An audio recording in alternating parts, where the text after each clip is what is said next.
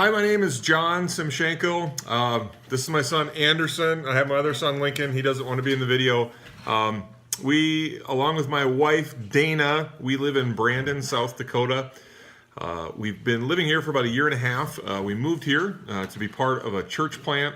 Celebrate Community Church of Brandon is our church, and tomorrow is the first day of school. So Anderson will be going to third grade, and my older son Lincoln will be going to fifth grade. So we're excited. Last day of summer, we're going to go catch some fish here in a minute.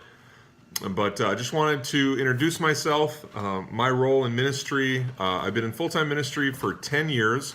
August 1st was 10 years. 8 of those years I spent as a children's pastor, worked at Celebrate Community Church in Brandon.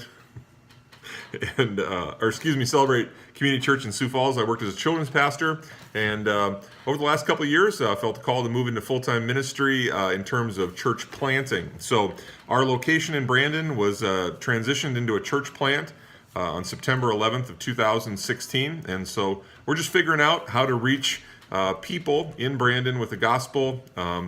So something unique about me, I was a school teacher. For 5 years, I coached high school and college football, and this fall, I'm heading back into the coaching profession. I'm a volunteer assistant with the high school team here in Brandon, so that's a little bit unique. What was the biggest influence on my life spiritually and my spiritual formation?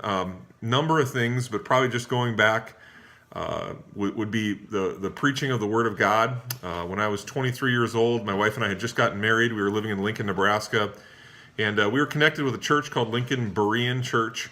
And I'd grown up in the church, gave my life to Christ when I was 5 years old. But at the age of 23, I was really in a very much a lost place. And Pastor Clark, he was preaching a series on the book of Philippians.